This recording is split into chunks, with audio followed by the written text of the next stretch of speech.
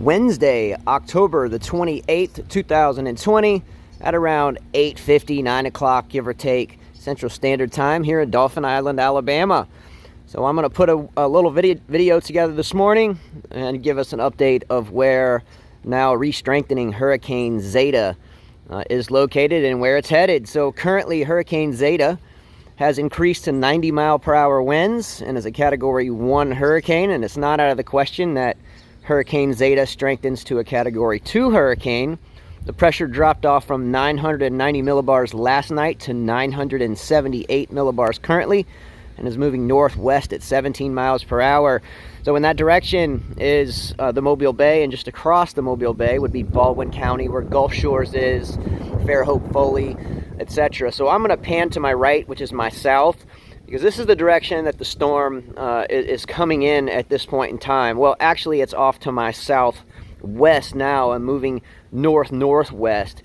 That movement is going to change here as it makes contact with a moving in cold front or high pressure system, and there is a low pressure system, and there's a high pressure system off to the far east that are acting as steering mechanisms for this storm. So eventually Hurricane Zeta will meet these two fronts, kind of square on and kind of squeeze in between them and push it back off to the northeast. So as of right now, it's kind of a little lull and rain activity. We had some really outer bands move in early this morning, and there was some heavy rain. Again, the debris here that you see is left over from Hurricane Sally. So Hurricane Sally, again, really did some damage to our house here. We're staying up the road, but I came here to kind of film this video for Hurricane Zeta. So I don't really expect a lot of further strengthening. If anything, I think we'll begin to see a little bit of stagnation, maybe even a little bit of weakening as it approaches the coastal shallow waters of the Gulf of Mexico, which are a little cooler than they were in the middle of the Gulf last night. So I think right now I just kind of felt the water. It feels like it's right around 80 degrees. Central Gulf of Mexico was around 84. So it's approaching central to northern Gulf of Mexico now. So I do think that the strength will stay relatively stable. It might increase to 100 miles an hour, but again, I do think that there will be some upper level wind shear that will occur just before landfall and before it makes the northeasterly turn and heads in our general direction. So let's take a look at some pictures and see what we're looking at with the storm currently. All right, a quick look at our local Doppler radar, which has a forecasted track now for Hurricane Zeta on it. We are located where the blue dot is. Pull off my little pen here so I can write. So we are right here in Dauphin Island, Alabama. So I just pulled up here to the beach. I'm going to walk across the dune here in a minute and give you a look of what's going on with good old Mother Nature in the ocean. It's around high tide now, but again, the storm surge won't start picking up until that southeasterly wind really picks up later on this afternoon, later on tonight, maybe around 5 o'clock, 6 o'clock, 7 o'clock Central Standard Time. I'll put this map here into motion so you can see exactly what we're looking at now and then as we move into the future. So here's the current loop. It shows an eye kind of taking shape, and this is a future projection of the storm, and it will make that northeasterly turn, as you can kind of see right here at the end of this kind of future loop. So you'll see it kind of grabs this front here off to the west and scoots it to the northeast. So if we look at the right front quadrant here, which is in this area, as this storm moves off to the north and northeast later on this evening, this area right here in Dauphin Island can once again expect some pretty significant impacts. I think we're forecasting about a 4 to 6 foot storm surge. Now, the good news with that is the tide is going to be falling at that point in time. The next high tide is tomorrow around 10 o'clock a.m. and this storm should be out of here, but we will have those strong southerly winds that kind of follow these storms out as something to think about tomorrow morning in terms of storm surge. But let's walk out onto the beach real quick and see what the beach is doing. All right, so I took a quick walk out here to the beach. Again, I am standing on the Gulf of Mexico in southern Alabama, off of the coast of Alabama, on the small island of Dauphin Island. Just behind me, now behind me is facing my west. I'm looking to my east, behind me is my west. Just off to the west, and I mean not very far at all, is the Mississippi waters, our Mississippi waters, and the Mississippi Gulf Coast. If I get in a boat and I get into the water behind me and I go west, I'm in Mississippi waters very, very, very quickly.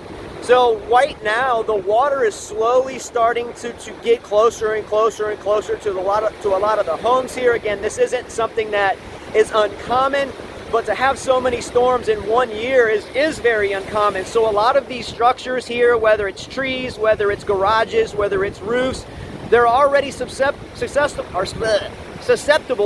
to much more damage because it's already weakened. A lot of these homes here, a lot of the structures here are still waiting to be repaired from Hurricane Sally, and here we go with Hurricane Zeta. So what we're looking at in terms of landfall is sometime now around 7 o'clock p.m. and maybe 8 o'clock p.m. Central Standard Time, and there's not out of the question that this storm will pick up in movement speed to up to 20 miles per hour. So it's going to get out of here in a hurry. So let's go ahead and look at the beach. I'll flip my camera around so you can see what the ocean's doing. So the Gulf of Mexico, she looks pretty angry. These seas will pick up tremendously as this storm quickly approaches. I don't know how much longer I'll be able to stay out. Oh no, I don't want to get wet. This is my last pair of shoes. I had 3 pairs of shoes that I ruined through Hurricane Sally. I'm not trying to ruin them today, but that was the closest the water has been to me yet. So that just made it to right here, and you'll look at where the houses start. So it's definitely, the storm surge is definitely starting to slowly kind of move up and up and up. So I'll pan, this is my west, so I'll pan Gulf of Mexico, and then here's to my east. So we'll see how long I'm able to stay out on this side of Dauphin Island. Again, our local law enforcement does a really good job in keeping people off of certain areas of the island. If they don't own a home right here, our home is off to the east. Again, we're not living there now. It's completely gutted for repairs from Sally, but we're staying over on the east side of the island. So just now I got a pretty good gust of wind, but the ocean it's angry. There's a storm there, and incredibly on October the 28th. So I'm gonna go ahead and switch over to a couple graphics so we can look at intensity models, the forecast models, and then I'll basically end it there. So wish us luck, and let's see what some of these intensity models are looking like. So these dunes, by the way, are remnants of Hurricane Sally as well. Tractors have to come in and push the sand off of the street and also off of pre-existing little parking lots and driveways. So I'm having to walk up and down off of the sand dunes that were created by Hurricane Sally. So if this storm surge is anything as expected, especially some of the latest forecasts I've seen 6 to 9 feet, I mean, you're talking walls of sand that will have to be removed and be added on to these. So these are quite big sand dunes. They're definitely over my head. I'm about 6'1", and that one's a couple feet over my head. So we'll see how that goes down. But anyway, just giving you a look at the lay of the land. So just on the other side of those dunes is the Gulf of Mexico. I was just standing on it. And if I look to the other side of the island, it's right there, just past those houses. So you can see that it can get very interesting when any storm moves through. We'll start with the latest update from the National Hurricane Center. This is the 7 a.m. update, so it's about 2 hours old. I think the next update is around 10 a.m. I don't think any further updates are going to really shed any more light of what to expect or what to prepare for. So let's get into it. This is just, again, reiterating that it's moving north at 17 miles per hour. I've mentioned that a couple times. Maximum sustained winds at 90 miles per hour. So it's also not out of the question that the storm will pick up forward speed, which is good news. Why? Because the storm won't sit over your house too long, and hopefully the storm surge doesn't pile up as it would if it just sat out there like Hurricane Sally did. So it looks like it's an agreement that this will be a Mississippi or Gulf Coast Mississippi landfall. So we must remember that coastal Mississippi is literally just a very short stone toss from where we're sitting now. These two graphs I think are really, really, really important. The graph on the left is the tropical storm force wind speed probability chart, and the one on the right is kind of the timing thereof. So I'm going to enlarge this a little bit, and let's move over to this one first, and I'll see if I can get it. That's as far as I can go with it. So again, we are right here on Dauphin Island, Alabama. And you can see that we are in the basically the bulk of the heaviest predicted tropical storm force winds. Now, why is this a huge deal on Dauphin Island when the center of circulation is going to come ashore on either the tip of Louisiana or the central Mississippi Gulf Coast? It's because, again, I've mentioned this a thousand times, and I'm sure you have all heard it a thousand times as well, but the right front quadrant, or the northeastern portion of these storms, is the worst part. Now, here on Dauphin Island, we're just about a month or about 3 weeks and change removed from a devastating Hurricane Sally. So a lot of the trees here are really the ones that didn't crash and tumble on people's houses or in the middle of the road. There's a lot of trees that are uprooted but are still standing. So with the fall leaves still, or the fall has not taken the leaves off of the trees yet. So when these bursts of wind come through this evening, a lot of the trees, I'm just going to go ahead and put it out there, are going to come down. So here on Dauphin Island, surely on coastal Mississippi, anywhere that was saturated by the 10, 12, 15 inches of rain from Hurricane Sally, need to be really careful about where you are in terms of inside your home or outside your home as this storm passes, because again, trees do not move out of the way for anyone in their path when they fall, and that will be the case here. So we are projected to get the strongest winds associated with this storm, and I just wanted to show you this graph because that backs that up.